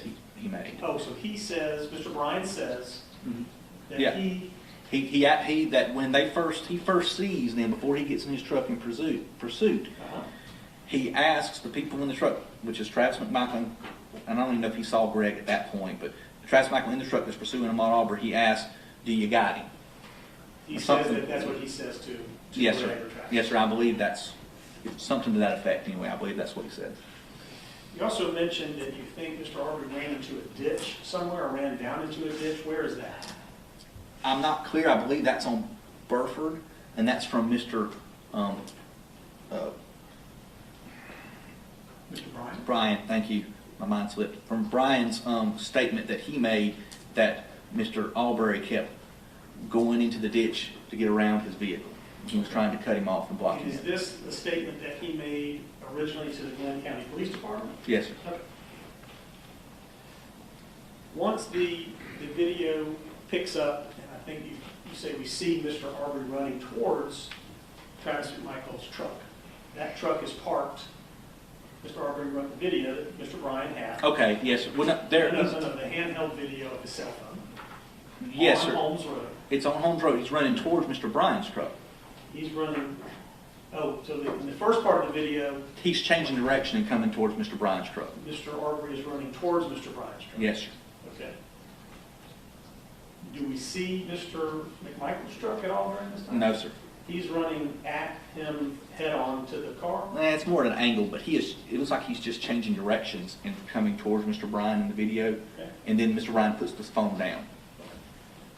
Puts his phone down, and then we don't have any orientation at all until he picks it back up. Yes, Now and- we see him, Mr. Arbery, running towards the McMichaels. Yes, sir. That's correct. At that point, I know you said you have a drone doing some mapping and all that. Do you know how far Mr. Arbery was away from Mr. McMichael's truck when that video picks up and we see him running toward the truck? Is it 10 feet, 50 feet, 100 feet? Do we know? I don't have that information. Do you have any information that Travis or his father at that opportunity are saying to Mr. Arbery, stop, we want to talk to you, stop, or anything like that? Stop running or whatever. I believe Greg McMichael's statement is he was saying stop. Travis McMichael's statement, he was saying stop, get on the ground. Those commands were being given to Mr. Arbery. And what is your understanding about why they were saying those things to Mr. Arbery? Because they wanted to detain him and seize him For what purpose? so the police could come and ID him. All right. And so in saying that, where is Travis in the video and what is he doing with his shotgun that you can see or that you believe? Pointing it at Mr. Arbery. So you're saying the video shows that he's pointing it straight at Mr. Arbery? His arm is up in a shooting position is what I see. Okay. Is there any evidence that you've been told or that you've seen where the gun is just being held down like this? It appears that he repositions the firearm. Yeah. I believe it's more of a port arms. After you see Mr. Arbery change direction and going towards the passenger side. Okay. All right. Port arms being holding the butt of the gun down and the barrel up. Yes, sir. Okay, that's not a firing position, is it? No, sir. This was after he took the firing position. After I understand he points and said stop, get on the ground. Mm-hmm. The stop, get on the ground, where do you hear that on any kind of recording or anything like that? That's his statement. That's Travis. his statement. Okay. Have you listened to the 911 call that Greg McMichael's made? I have. Do you hear anything on that call about stop or anything like that? Mm-hmm. Okay. Say yes? Yes, sir. Yes, sorry. This position of holding the barrel of the gun or the front of the gun down, does that have a name? I've heard the term low ready. Does that sound like something that you're familiar with? That's not what I would call low ready. Okay. No. What is low ready? Low ready would be still in front of you but down so you could see over the top of it. Okay. Is that a firing position or is that like a way to hold the gun safely but still holding? It would not be safely. It's a way so you can have full view of vision. You can pull it up in a firing position in a very quick. Okay. But it's not pointed at somebody at that point. It's pointed down at the ground is what you're saying? Well, its purpose is to be able to have a wider field of view so you're not looking down the sight so you can see the threat, be able to move it into a position to fire very quickly. And I just want to make sure, as you're using your pointer, are you demonstrating Yes, that sir. you're pointing it down to the ground? Yes, sir. Okay. Did you see evidence of that Mr. McMichael had his gun in that position, holding it, pointing down at the ground? I saw him up in the firing position, and then I believe he moved it to where his hand's up higher, like this. The video that I took. Have you taken fingerprints of the gun? Or did the Glynn County Police take fingerprints of the shotgun? No, sir. To try to determine where Mr. Arbery may have grabbed the gun? No, sir. Or whether his hand had gotten on the pump of the gun? No fingerprints were taken on the gun? No, sir. And I think you've testified that Mr. McMichael was standing outside of his door, next to his door, until the point where Mr. Arbery changes direction and runs up the passenger side of the truck. Is that correct? That's correct, yes, sir. You can put that back.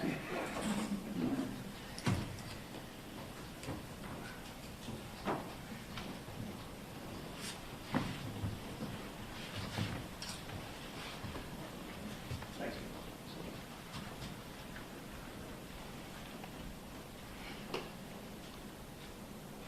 you. Is the only evidence that you have of what happens next, it simply comes from the video and talking with Travis McMichael, Greg McMichael, and Mr. Bryan? And the body of Mr. Arbery, which has the holes in it. There's no other cameras from any homes along Holmes Drive or anything like that? Not that we've been able to locate, no, sir. Okay. And so what is it that you understand Travis is thinking as he is standing at now the front of his truck as Mr. Arbery runs up the passenger side? I'm going to object to the phrasing of the question because that would clearly call for speculation about what somebody is thinking. I don't mind them asking as a fact matter what was said about what was thinking, but that's two distinct, different questions. I agree with that. What did Travis tell you he was thinking as Mr. Arbery came up the right side of the truck toward the front of the truck? He didn't tell me anything. What did he tell the Glynn County Police? His statement to Glynn County Police was that as Mr. Arbery was coming at him, that, again, he'd already stated that at 30 to 40 yards away, he could tell that Mr. Arbery was going to fight. So as he saw Mr. Arbery coming towards him, that Mr. Arbery squared up, that he shot him. He said that he was concerned. What does that mean, squared up? That's the word he uses. What did you understand it to mean? That as he was running towards him, he squared up in like a fighting stance, or something along those lines. And that But- proceeded, sorry? Your Honor, were you trying to ask something? Oh, I thought I heard Your Honor starting to speak. I thought that Travis said he perceived that he was about to be assaulted prior to shooting the first shot. Yes, sir, that's correct. And did Greg McMichael or Travis say that Travis was in fact struck before the first shot was fired? Greg McMichael said that, but his interpretation, what he's describing is actually the second shot. But I guess the information coming from Greg McMichael is that Mr. Arbery did in fact strike his son Travis prior to the first shot. Is that Yes. what he said? He did, but he also said it was only 2 shots. Okay, that's. And his description of where the shooting took place is on the side of the truck, not the front of the truck. Okay.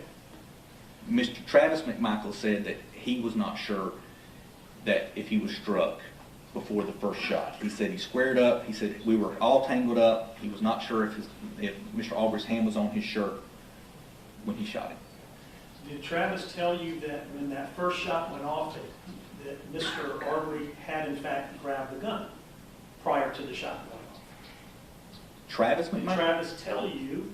No. that- He didn't. Well, Glynn County Police Department, he indicated.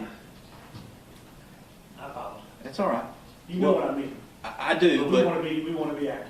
we want to be accurate. Did And Travis tell the Glynn County Police Department that Mr. Arbery had placed his hands on the gun prior to him shooting it the first time? no, I believe he did not say that the hand was on the gun before he shot. Just that Mr. Arbery was squared up, ready to fight, And he and may said have grabbed him. and may have grabbed him and says may have hit him. He was not sure about that. He was very inconsistent about what occurred during that time frame because he said his adrenaline was pumping and it happened very quickly.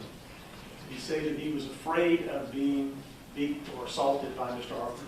He said he was afraid that Mr. Arbery would get hold of the shotgun. Yes, sir. Okay. Does the video give you, you said you had some work done to the video to slow it down.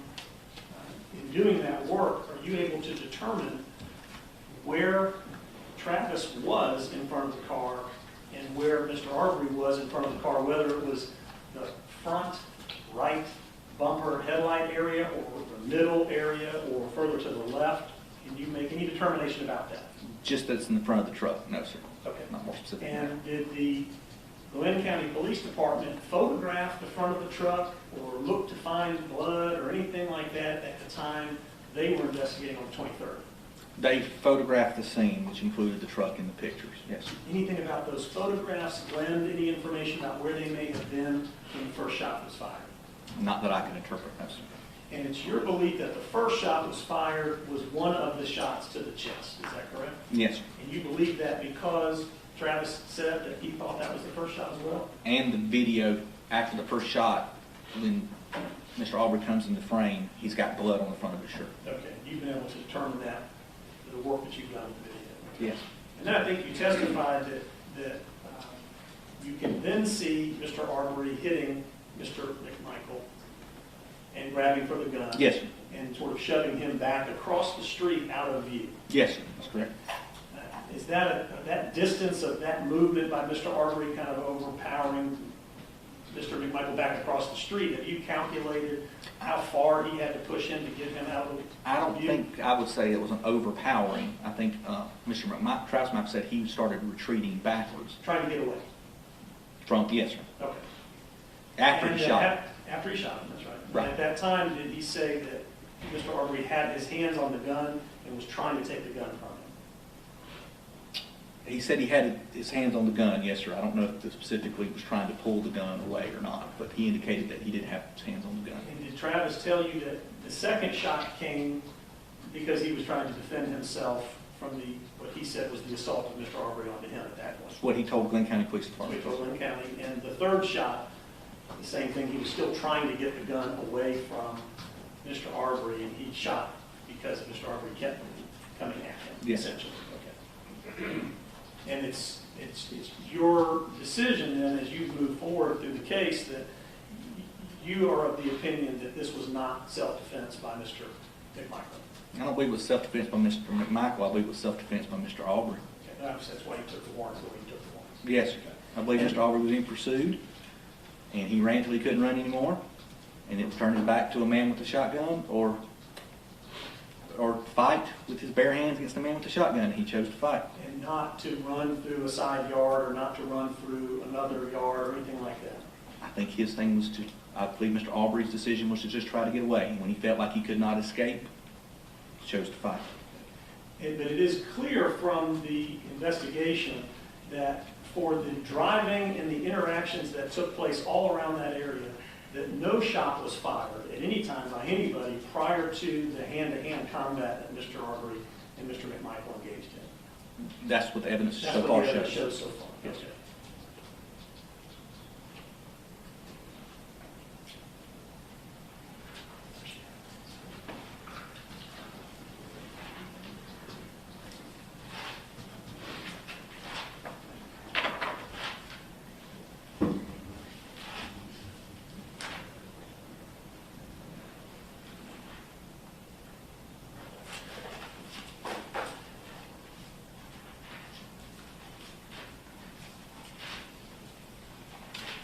It's going to take me just a second to move through my notes to make sure I All right. haven't missed questions. I'm going to try to conclude here momentarily.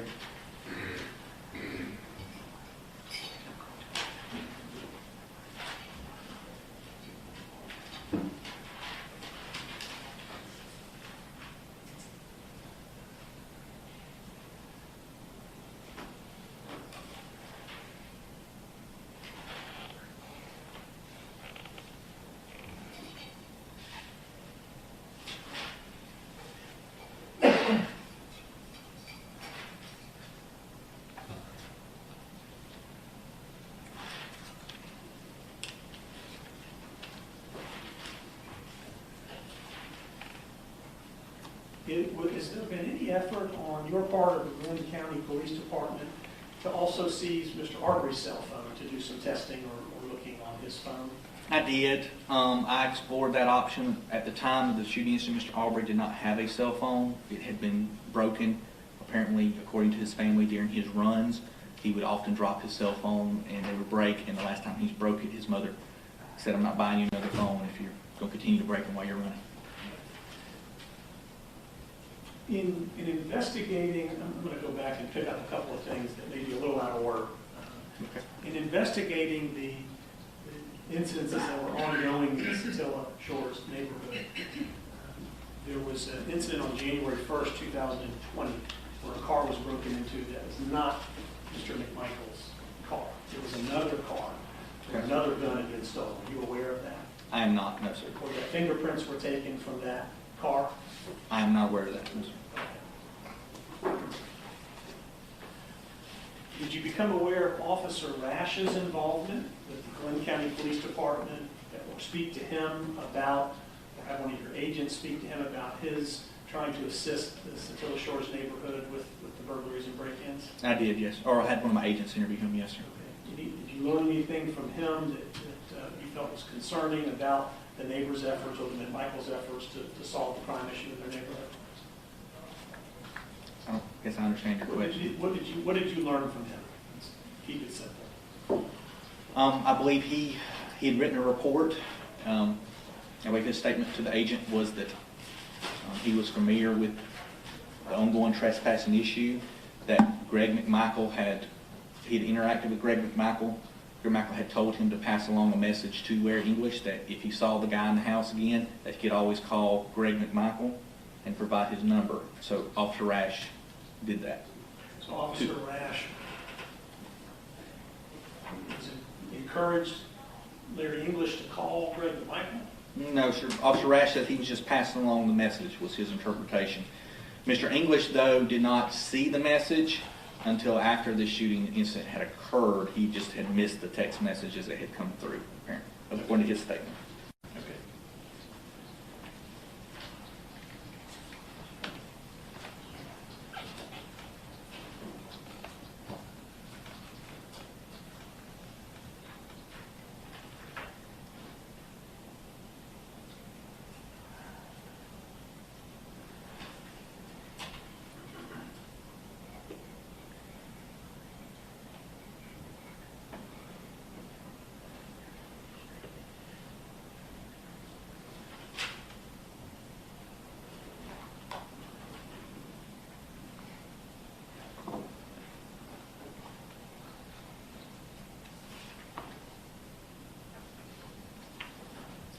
In the warrants that you took for Mr. Travis McMichael. Counsel, this is your last question until we take a lunch break. Yes, sir, this is the end.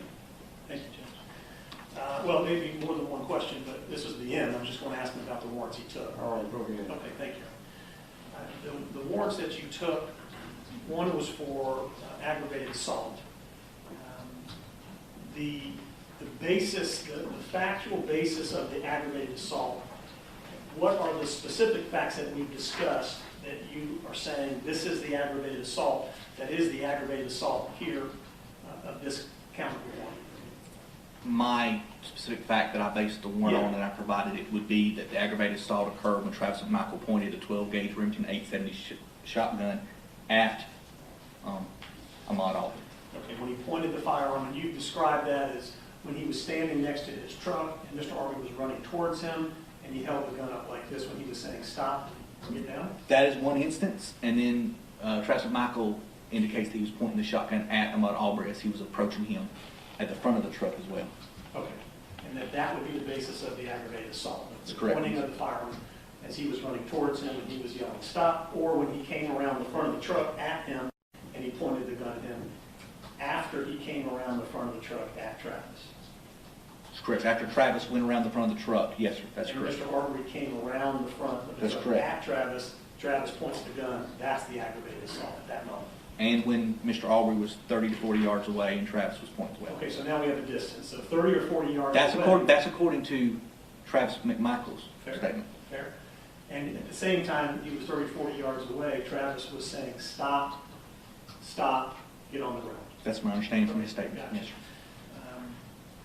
And then the document that you created simply states that the offense being described as the accused pointed and discharged a shotgun, which is a deadly weapon capable of causing death or serious bodily injury, at Ahmaud Arbery.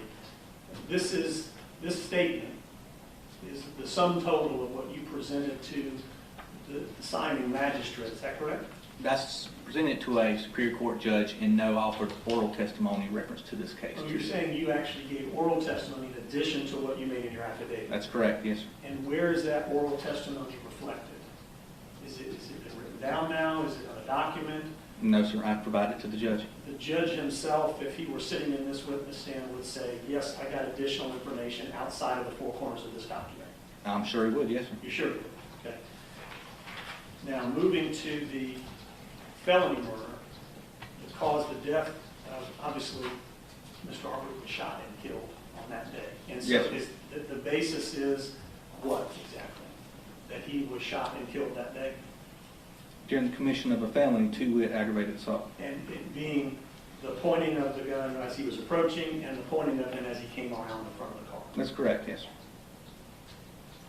I don't have anything further. I appreciate your patience with me. And All right, we'll be in recess until 2:15. thank you. All rise.